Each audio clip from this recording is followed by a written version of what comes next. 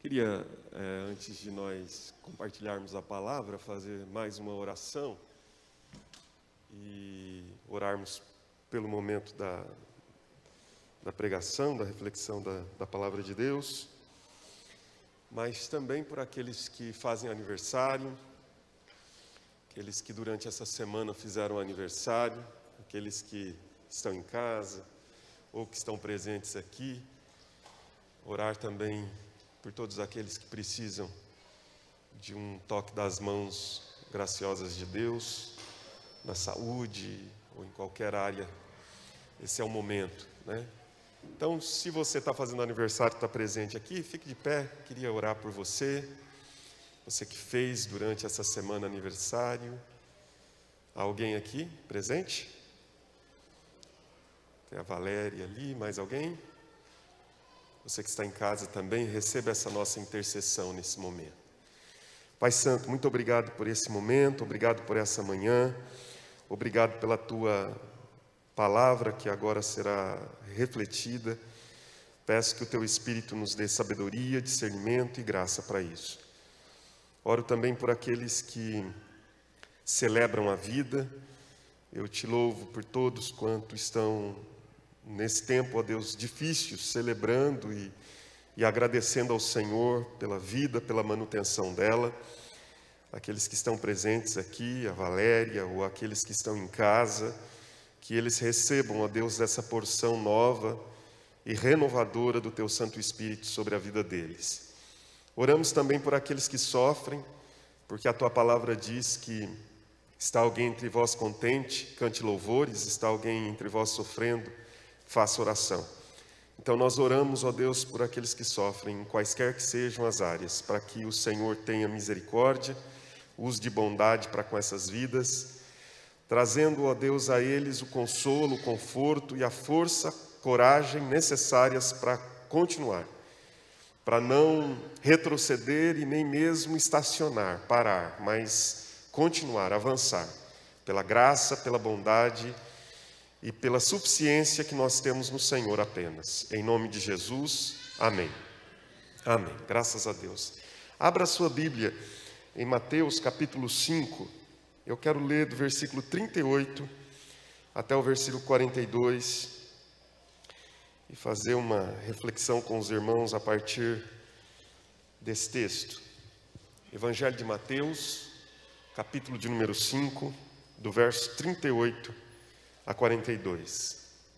Sabemos que os capítulos 5, 6 e 7 de Mateus são os capítulos que compõem o Sermão do Monte, muito conhecido por todos. O Sermão do Monte é alvo de muitas reflexões, de muitos estudos. É um sermão conhecidíssimo, o Sermão do Monte de Jesus. Esses capítulos de Mateus talvez sejam os capítulos mais estudados em toda a Escritura, por conta da sua profundidade, de serem um resumo dos ensinos de Cristo.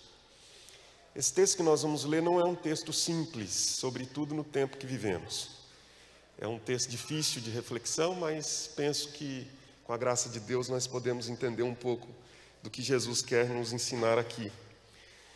E o texto diz assim: vocês ouviram o que foi dito, olho por olho, dente por dente. Eu, porém, lhes digo, não resistam ao perverso. Se alguém lhe der um tapa na face direita, ofereça-lhe também a face esquerda. Se alguém quer processar você e tirar-lhe a túnica, deixe que leve também a capa.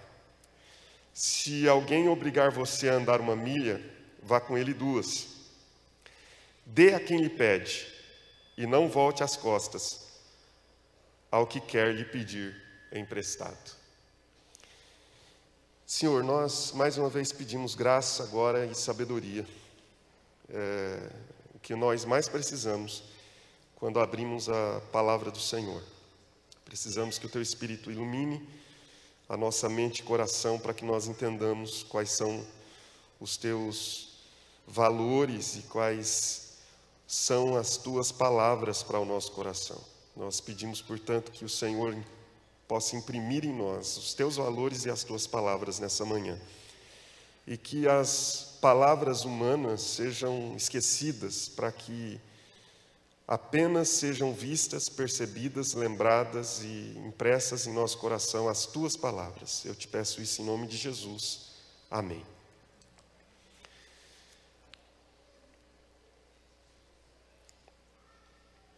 Nós temos nesse texto uma expressão que era uma expressão muito comum, talvez um dos códigos legais mais antigos que nós tenhamos conhecimento.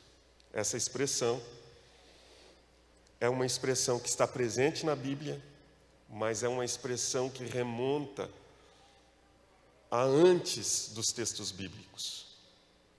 A expressão olho por olho, dente por dente, era chamada da lei do talião, ou a lei da retaliação.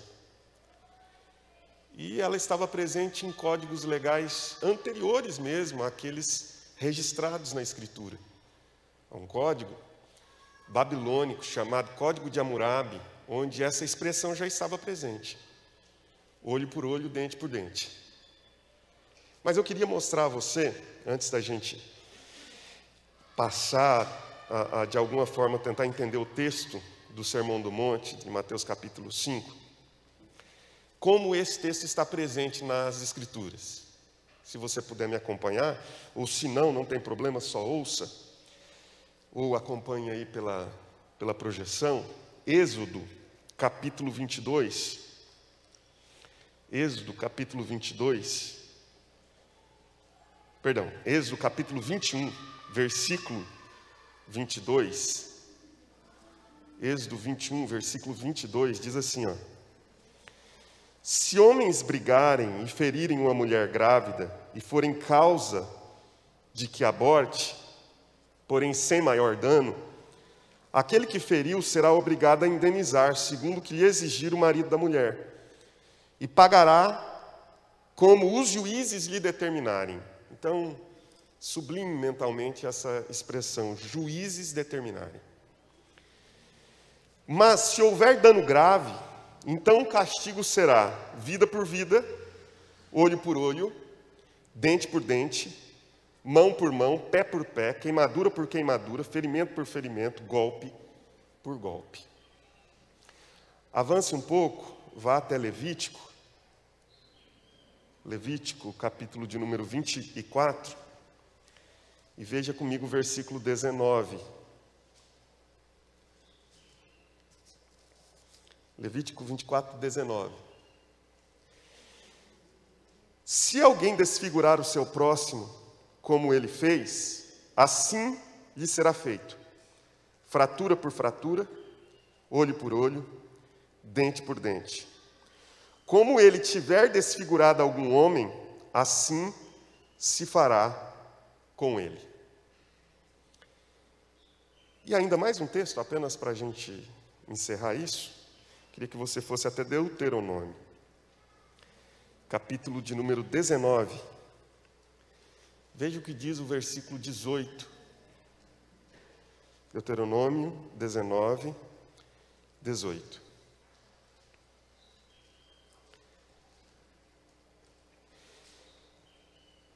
Os juízes examinarão o caso. Então, sublime mais uma vez essa expressão, os juízes. Os juízes examinarão o caso com cuidado, e se a testemunha for falsa, tiver testemunhado falsamente contra o seu irmão, receberá o castigo que tinha em vista para o seu irmão. E assim exterminarão o mal do meio de vocês, para que os que ficarem ouçam, temam e nunca mais tornem a fazer semelhante mal no meio de vocês. Um caráter preventivo, a lei tinha aqui, né? Para que as pessoas vejam e não pratiquem aquilo. Aí o verso 21. Não olhem para ele com piedade, vida por vida, olho por olho, dente por dente, mão por mão, pé por pé. E aí um caráter retributivo, né? A pessoa ia receber aquilo que tinha praticado.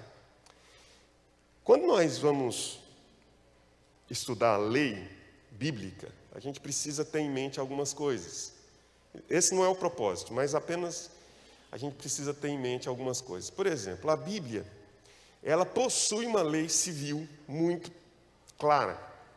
Uma lei que era praticada no convívio diário desse povo, a fim de estabelecer uma paz, uma justiça, uma ordem social. Essa lei está presente nas Escrituras. Se alguém me diz, nós precisamos aplicar isso à nossa vida, eu diria assim, nós precisamos entender qual é o princípio por trás dessa lei e tentar aplicar esse princípio à nossa vida, porque a lei não dá para ser aplicada, porque nós já temos uma lei civil no nosso país, e nós não precisamos de outra. Mas nós temos outras leis, as leis cerimoniais. Não apenas as leis civis, como essas que lemos, mas as leis cerimoniais. As leis cerimoniais falavam, por exemplo, de como devia ser o animal para o sacrifício, que não devia ter nenhum defeito. Aí se alguém chega para mim e diz assim, você tem que praticar toda a Escritura. Sim, amém, mas como é que eu pratico essa lei cerimonial? Só se a gente começar a fazer da igreja um matadouro, né? Que não é o caso. Ou seja, eu preciso entender que a Bíblia é um livro de princípios.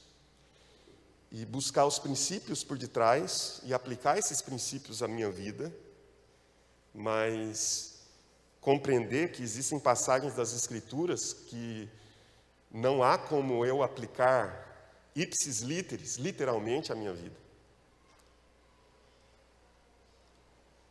Nós temos também o que nós chamamos na Bíblia de lei moral, que é isso que eu estou falando, os princípios por detrás do texto. Há um antigo hino que diz assim, falando a respeito, sempre era cantado antes da pregação, né? E o hino tem uma parte que diz assim, além da mera letra, faz-me ver. Ou seja, se eu simplesmente quiser ver a mera letra, eu ficarei em papos de aranha, porque existem situações em que eu não vou conseguir resolver. Mas além da mera letra é o que nós precisamos ver, porque a letra mata e o Espírito vivifica. As palavras que eu vos digo são Espírito e vida,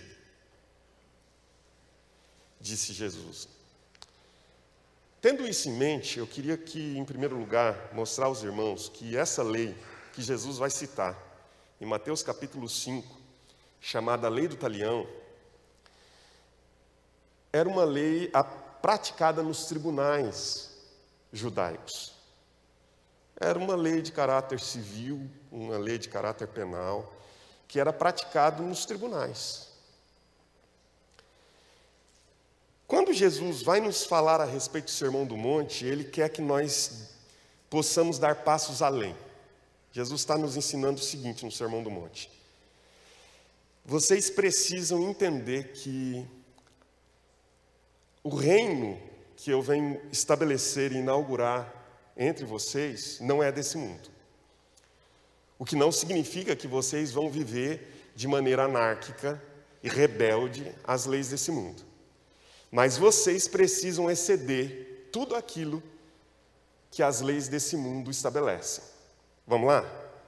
Fica com isso em mente? Chave para entender o Sermão do Monte, capítulo 5, versículo 20.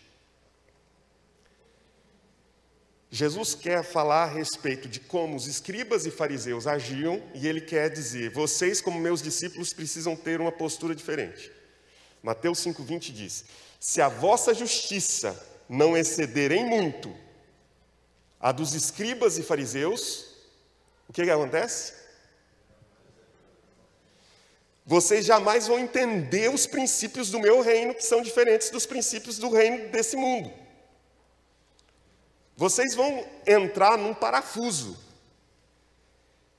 Por isso, muita gente, quando lê o Sermão do Monte, diz, eu não posso ser cristão, porque lê o Sermão do Monte a partir da compreensão de que ele é um código legal. E Jesus não está dizendo que o Sermão do Monte é um código de leis. Jesus está dizendo que nós precisamos admitir que no reino de Deus as coisas acontecem para além dos padrões de como as coisas acontecem nesse reino humano. Então vamos lá. A primeira coisa que Jesus nos mostra é o seguinte, vocês ouviram o que foi dito. olho por olho, dente por dente. Jesus está ensinando, olha, por mais que hoje, se nós queremos ser politicamente corretos, alguém vai dizer assim, ó, isso aqui é muito cruel. Mas se você estudar isso a fundo, verá que, na verdade, essa lei, ela é absolutamente revolucionária. Porque ela está dizendo, olha, é necessário ter uma medida de proporcionalidade quando vai se aplicar qualquer tipo de lei. E Jesus está dizendo, não se pode ir além daquilo que a pessoa praticou. E Jesus não está dizendo, essa lei aqui precisa ser abolida. Jesus simplesmente está dizendo, é assim mesmo, nos tribunais humanos, isso precisa ser aplicado da maneira como está aqui. A vingança não pode ser a tônica, mas a justiça. A justiça, de acordo com o que Jesus está nos mostrando aqui, nada mais é do que simplesmente praticar as coisas na sua proporcionalidade, olho por olho, dente por dente. Tá bom, não há nada de absurdamente cruel, não há nada de absurdamente cruel aqui. Simplesmente está especificando o castigo que o ofensor merecia e limitar a compensação da vítima. Porque vamos lá, se alguém te fere um olho, qual é a vontade que você tem? Não, cortar-lhe o pescoço. Não é furar os dois só, não. Porque essa é a nossa natureza. Essa é a minha natureza. Eu perdi um olho, mas você perde a vida. Então, essa lei, antes de ser cruel, ela está dando dignidade a uma sociedade que não é diferente da nossa, não. Porque eu e você gostamos de falar do politicamente correto. Mas a gente sabe que na essência de cada um de nós, o que mora, o que habita, é esse desejo por praticar o mal. Por ir além. E essa é a diferença da justiça e da vingança. A justiça, ela precisa ser praticada dentro de uma proporcionalidade. E aí você diz, mas Deus é contra a justiça? Não, jamais. A Bíblia sempre nos mostra que Deus é um Deus justo. E essa qualidade, ou essa virtude, ou esse atributo divino está presente em toda a Escritura. Aliás, a nossa salvação é fruto da justiça de Deus. Leia a Bíblia e veja que a salvação nos é dada gratuitamente. Só que isso não significa que ela foi sem um custo, sem uma sanção e sem uma condenação. Abra a sua Bíblia, por favor, aí em Romanos, capítulo 3.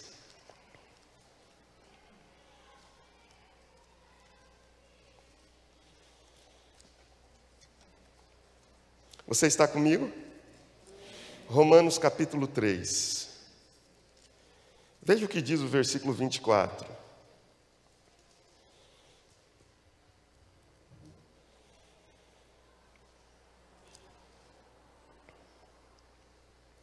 Sendo justificados gratuitamente por sua graça, então você é justificado, é uma lei, é uma linguagem mesmo de tribunal, né? A gente é justificado pela graça de Deus, ou seja, não é pelo que nós praticamos, não é pela nossa ação, nem pela nossa omissão, mas pela graça, mediante a redenção que há em Cristo Jesus. Ou seja, Cristo trouxe uma redenção. Ele redimiu, Ele resgatou. A quem Deus apresentou como propiciação. Jesus se tornou aquele que desviou a ira de Deus de sobre nós, porque é isso que significa propiciação, ou propiciar. No seu sangue, mediante a fé. Agora observe essa última assertiva bíblica aqui. Deus fez isso para manifestar o quê? A sua justiça, porque Deus é justo. Espera, se alguém ofende as leis divinas, se alguém transgride as leis divinas, E Deus simplesmente tolera e diz, tudo bem, não tem problema. Você vai dizer, essa impunidade então é absolutamente normal. Mas Deus não é um Deus de impunidades. Não. Então Ele resolve o problema. Como? O salário do pecado é a morte. Só que Deus assume para si todo o custo. De modo que quando Jesus morre na cruz, a justiça de Deus estava sendo cumprida em Jesus. Para que eu e você pudéssemos ser alcançados pela graça e pela misericórdia de Deus. Tem gente que diz assim, Deus não é justo comigo. Levante as mãos para o céu, dá glória a Deus. Porque se Deus fosse justo conosco, nós seríamos condenados. De fato, Deus não é justo conosco. Ele é cheio de graça e de misericórdia. Porque se Ele fosse justo, você e eu e você não estaríamos aqui. Essa justiça aqui, Deus não aplicou a nós. Porque Deus é justo. Essa justiça, Ele aplicou a Cristo. Quando Ele morreu na cruz, de maneira vicária ou substitutiva, levando sobre si as nossas dores, levando sobre si os nossos pecados. Ele pagou a dívida que era nossa. E Deus, quando Jesus morreu na cruz, rasgou o título de dívida, o escrito de dívida que havia contra nós. E diz, nada mais pode ser imposto a ele ou a ela, porque eles estão agora livres da lei, do pecado e da morte. Então Deus é justo. Essa lei, olho por olho, dente por dente, era uma maneira de Deus dizer assim, vocês então, se querem viver estritamente dentro dos limites legais, vocês precisam ser justos. E abandonar toda a prática de vingança. Se alguém lhe ferir um olho, proporcionalmente, ele poderá perder um olho. Um dente, um dente. Mas nada além disso. Nada além disso. Porque a minha e a sua natureza é uma natureza vingativa. E a vingança, ela visa sempre o mal do oponente. Porque ela está carregada de rancor, de mágoa, de maldade, de ódio. A vingança, ela está sempre tomada de impulsos de violência, de retaliação. E o preço de um olho para o vingador, como eu disse, pode ser o pescoço daquele que o feriu. Então, se nós queremos permanecer apenas nesses caminhos estritamente legais que estão apresentados, inclusive no Antigo Testamento, esse texto nos ensina apenas uma coisa. Se eu estivesse estudando apenas o versículo 38, nós pararíamos aqui. E nós teríamos aprendido o seguinte. A nossa defesa poderá deixar o caminho da justiça e trilhar os caminhos da vingança. E para nós, essa linha que separa a justiça da vingança é muito fina. E essa fronteira é quase imperceptível. Então, entenda, se você quer ser um legalista, olho por olho, dente por dente, nada além disso.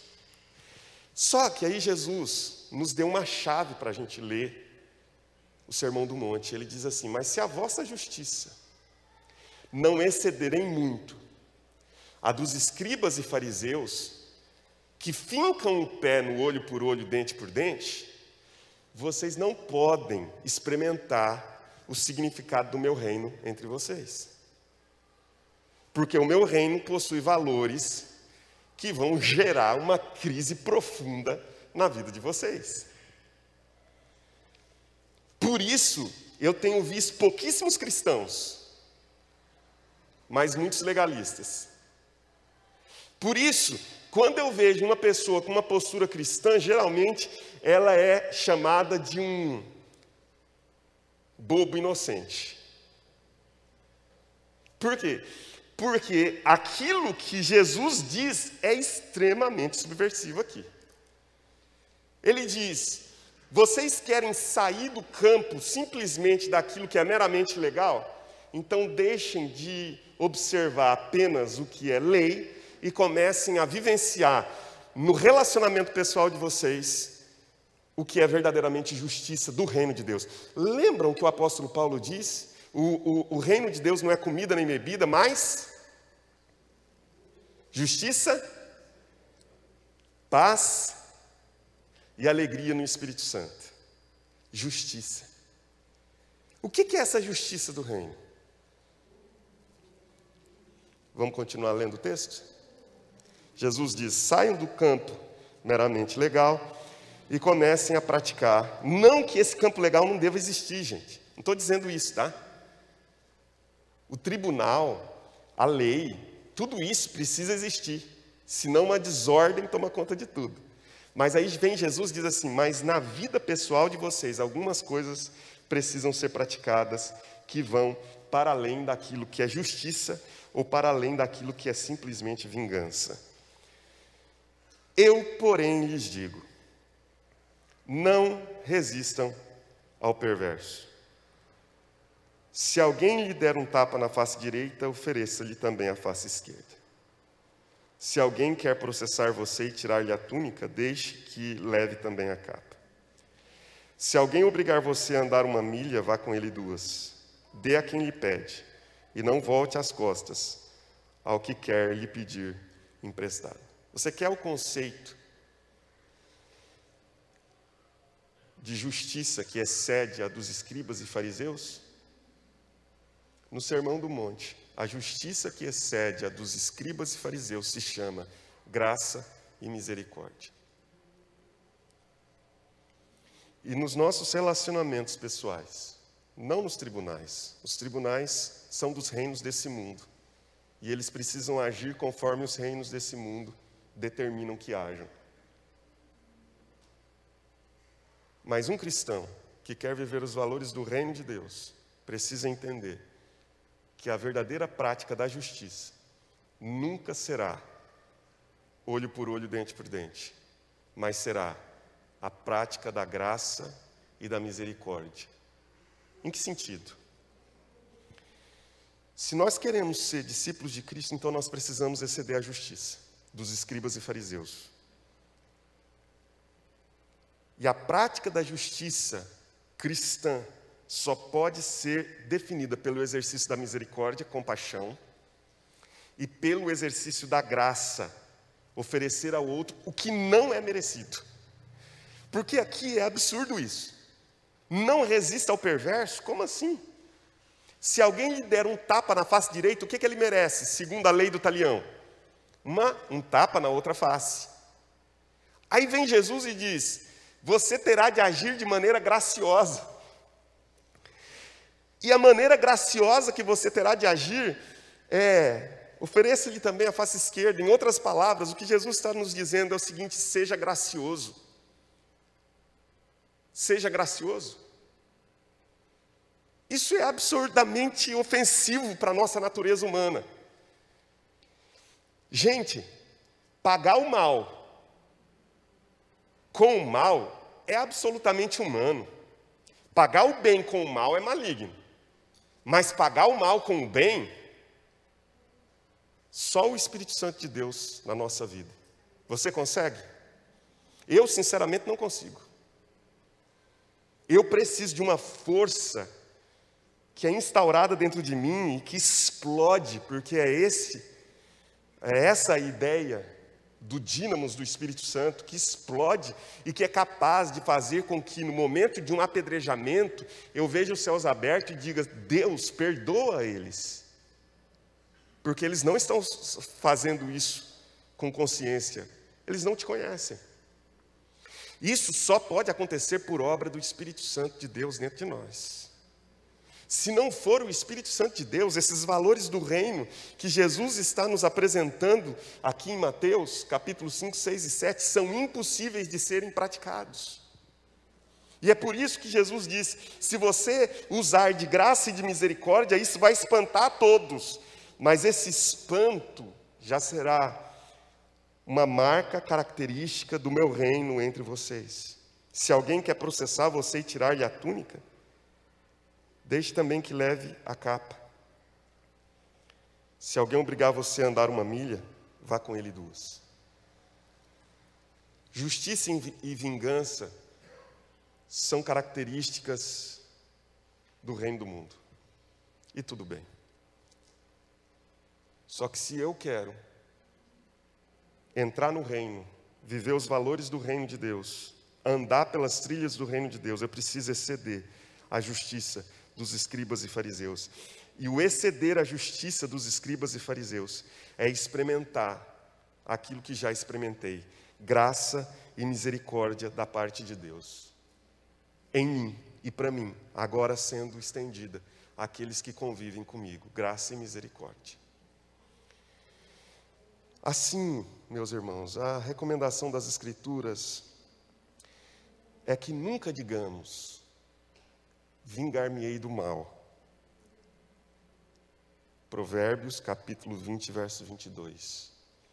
Espera pelo Senhor, e Ele te livrará. Em outras palavras, Provérbios 20, 22 está dizendo: entrega nas mãos de Deus. Deus, mas eu quero fazer justiça com as minhas próprias mãos. E Deus diz: espera pelo Senhor, e Ele te livrará. Nunca digas: vingar-me-ei, mas espera pelo Senhor, e Ele te livrará. Ou, já que eu citei um texto do Antigo Testamento, um do Novo. Romanos, capítulo 12, verso 19.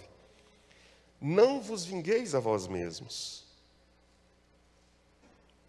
mas dai lugar à ira. A ira de quem? De Deus. Porque está escrito: a mim me pertence a vingança. Eu é que retribuirei, diz o Senhor. Porque o único que pode retribuir, meus irmãos, na medida certa é Deus. Porque Ele tem essas medidas exatas da justiça. A balança jamais vai pender erroneamente quando aquele que está regulando a balança é Deus. Nunca Deus será pesado demais ou leve demais.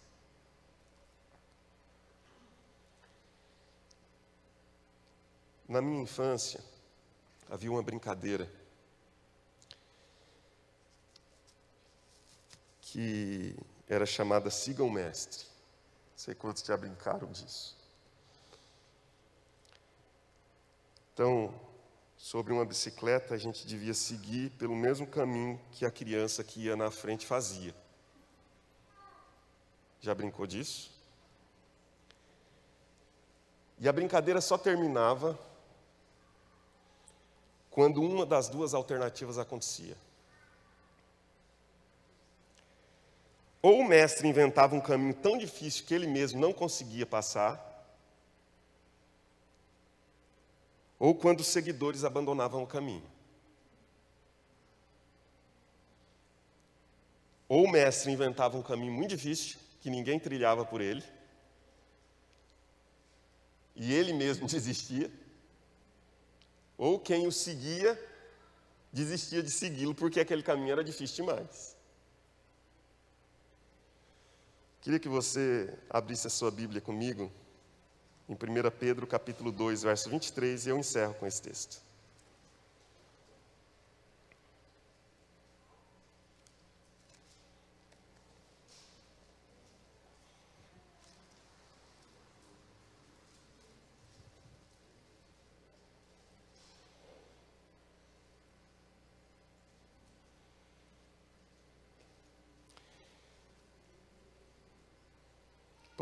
Podemos ler primeiro o versículo 21, a parte final? Porque para isto mesmo vocês foram chamados. Agora essa parte que eu queria que você guardasse com você. Pois também Cristo sofreu no lugar de vocês, deixando exemplo para que vocês sigam os seus passos. Siga o Mestre. Siga o Mestre. Versículo 23. Pois ele, quando insultado, não revidava com insultos.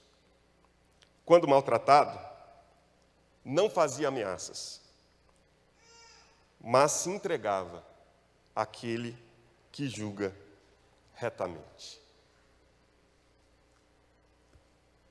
Meu temor não é que o mestre crie um caminho muito difícil. Meu temor é que os seguidores abandonem o caminho. Que Deus nos ajude, porque não é fácil não, mas é assim que o reino se estabelece, com valores não tão simples. Gente, é mais fácil ser legalista, é mais fácil cumprir olho por olho, dente por dente, é mais fácil simplesmente revidar e cumprir as leis da proporcionalidade, porque é muito desproporcional,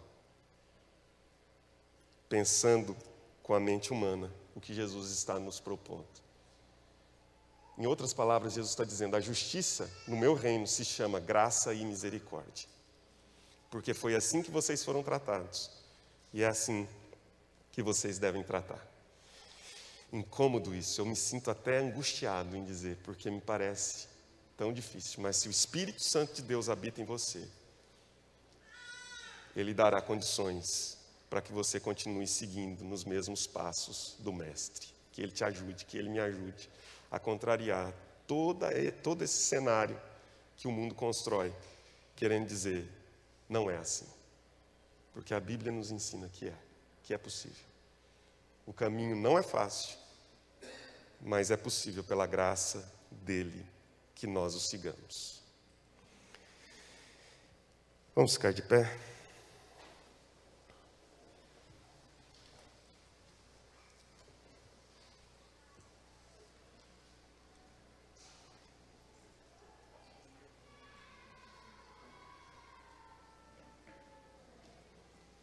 Senhor Deus,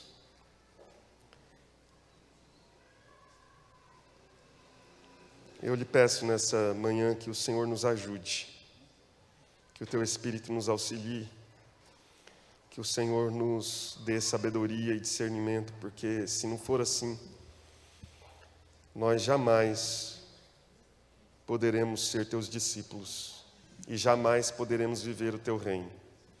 Eu confesso diante do Senhor, Pai, o quanto é difícil ou até impossível para alguém impelido apenas pelas forças da carne cumprir aquilo que a Tua palavra nos ensina nessa manhã. É melhor que nós recortemos esse texto e fiquemos apenas com olho por olho e dente por dente. Mas, meu Senhor, as leis do Teu reino não estão impressas em códigos. As leis do Teu reino estão impressas no coração dos Teus seguidores. Sendo assim, então eu peço que o Senhor nos ajude, que o Teu Espírito nos auxilie, que o Teu Espírito nos assista e que Ele nos ajude a entendermos, ó Pai, que a prática da justiça cristã, a prática da justiça do reino de Deus, vai para além daquilo que é meramente legal. A prática da justiça do Teu reino, Senhor, excede em muito a da justiça dos escribas e fariseus. Isso nos choca. Eu não estou, ó Deus, habilitado para isso. Eu confesso diante do Senhor a minha incompetência para isso. E é por isso que nesta manhã eu peço que o Teu Espírito nos habilite e nos capacite a essa tarefa. Eu peço que o Senhor, ó Deus, nos dê um coração como de Cristo, mas isso vai nos fazer sofrer. Então que o Senhor nos dê coragem para sofrer. Porque, ó Deus, o coração de Cristo era um coração cheio de graça, de compaixão, de misericórdia e de bondade. E nós não temos isso dentro de nós, Senhor. Naturalmente nós não temos isso dentro de nós. Mas eu peço que o Senhor me ajude e ajude esses meus irmãos que ouvem essa palavra nessa manhã. Longe disso ser um fardo para nós, que isso seja um alerta de que nós precisamos da ajuda do Senhor, de que nos é impossível trilhar esse caminho sem o auxílio e a assistência do Teu Espírito Santo.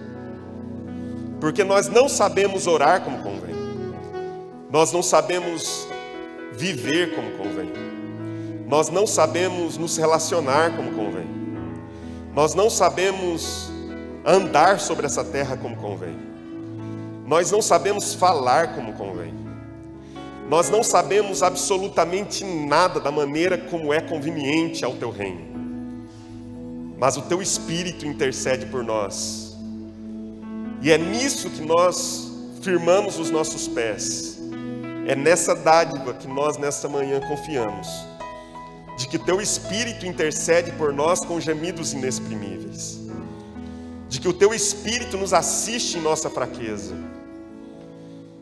Basta que nós queiramos experimentar um pouco mais dos valores desse reino na nossa vida. É isso que eu lhe peço, Senhor, em nome e por amor a Jesus. Amém e amém.